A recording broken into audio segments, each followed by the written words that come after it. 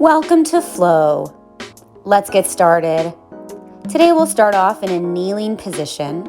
Bring your hands to rest on your thighs, allow your eyes to close, and sit up nice and tall.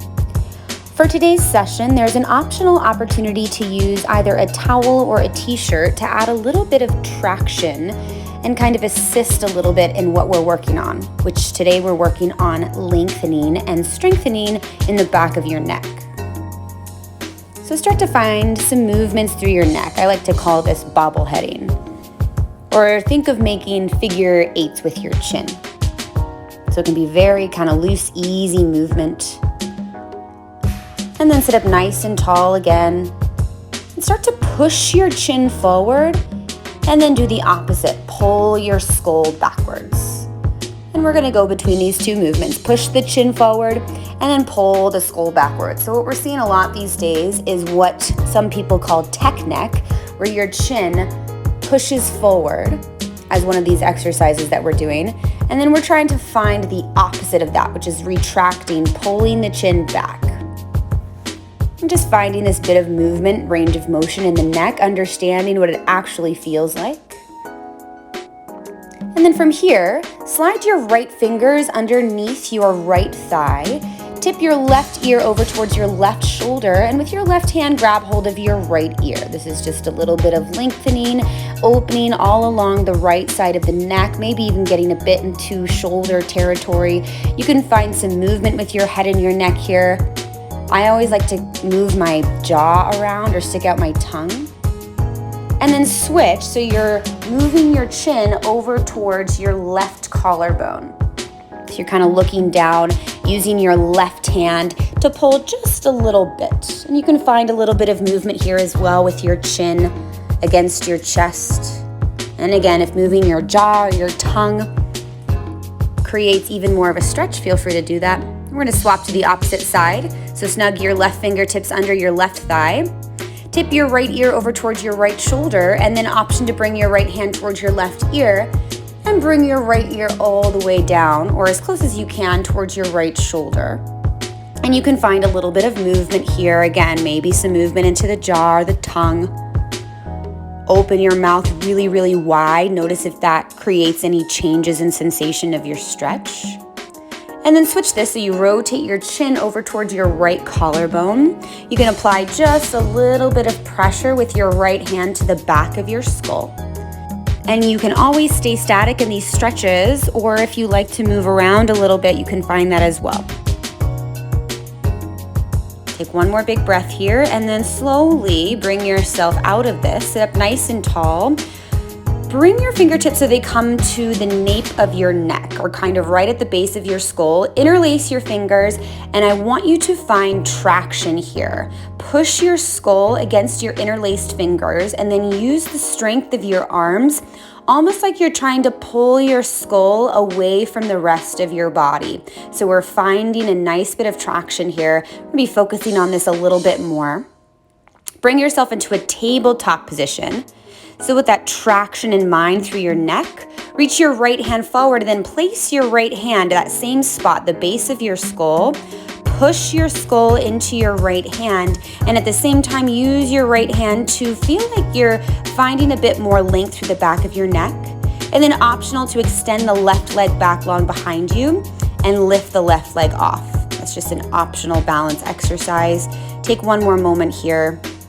Slowly release everything. We're going to take this on the opposite side. Left hand to the base of your skull, right foot back long behind you.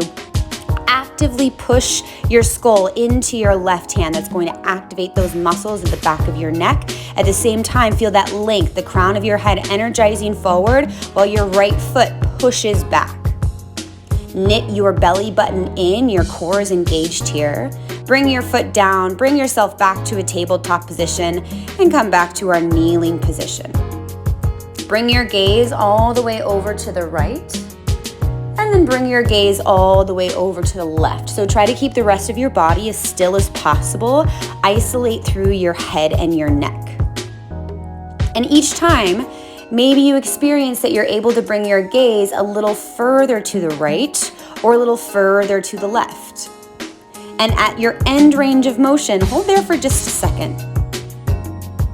now bring yourself all the way up to downward facing dog. Downward facing dog is another really nice exercise to find a bit of traction with your neck. It's kind of natural traction. You can also find a little bit of movement with your head and your neck here, maybe some movement into your jaw. Notice those areas where you may be holding on to tension. Walk your feet forward and interlace your fingers once again in that spot, the base of your skull. I like to pull my elbows a little bit closer here so you're really using the weight of your skull, the weight of your hands against your skull. And then just allow the crown of your head to be as heavy as possible. Think of your skull being as heavy as a bowling ball and allow that expansion to start to happen through your upper cervical spine and then maybe even into your thoracic, that's your middle spine. Lower your hands, soften your knees, and slowly roll yourself up to stand. Stack through your vertebrae and let your shoulders, chin, and gaze be the last things to arrive at the top.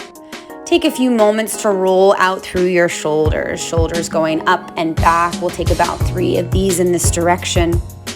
And then in the opposite direction, shoulders going up and forward. And you can find a little bit of a bend with your knees with this action.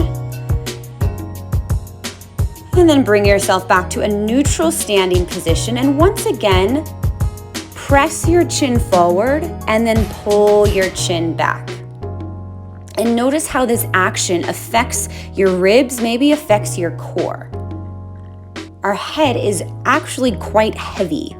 So any movements with our head can affect the rest of your body. And we're going to take those side to side looks again. So rotate your neck, bring your gaze over to the right, go as far as you can, maybe hold for a second at your end range of motion, and then rotate your gaze over to the left. Nice and slow and controlled here. Really intentional movement. Imagine your skull just plopped right on top of your body. Interlace your fingers at the base of your neck. Close your elbows in slightly. We're going to experience that traction again in this standing up position. Push your skull into your interlaced fingers, and at the same time, feel that your hands are pulling your skull away from the rest of your body. Try not to have any tension in your jaw while you do this. Rotate your elbows over to the right and pull your chin down to your right collarbone. So that's going to feel slightly different. We're still experiencing that traction, but now getting a nice bit of stretch into the back of your neck. You can find a bit of movement here. Bring yourself up, rotate your elbows to the left, and then same thing, lower your elbows or your chin down to your left collarbone and find a bit of movement here. That can just be an easy kind of side to side with your chin, or you can stay still in the stretch. Come back to center with your elbows pulled slightly in. Start to lean your head back. So you can use a little bit of support with your arms, with your hands. We just want to find a little bit of opening into the front of the chest just for a moment.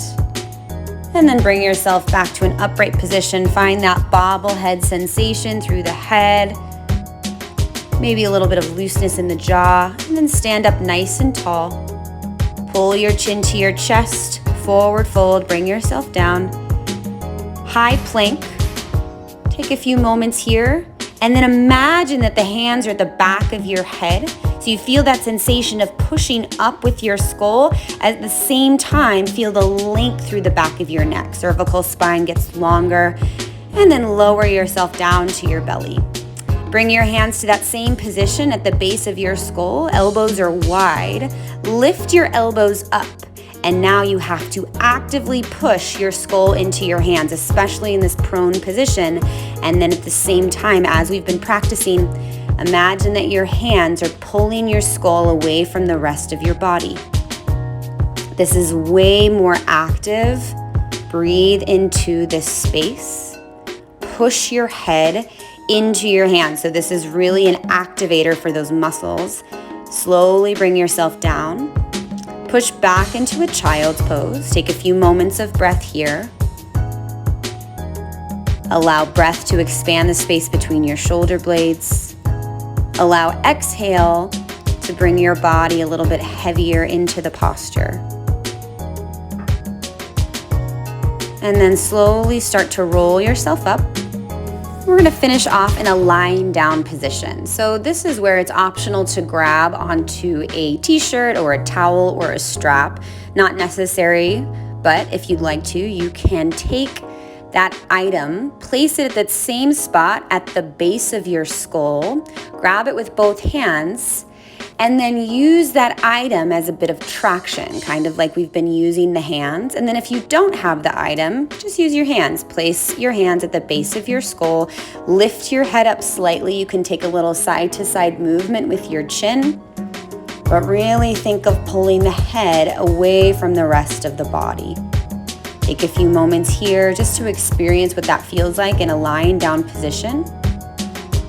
And then try to get your neck as long as possible as you gently lay your head down to the mat. Bring your hands off to your side, allow your eyes to close, and take a few final moments here with your breath. Thank you for joining us. And that's your flow.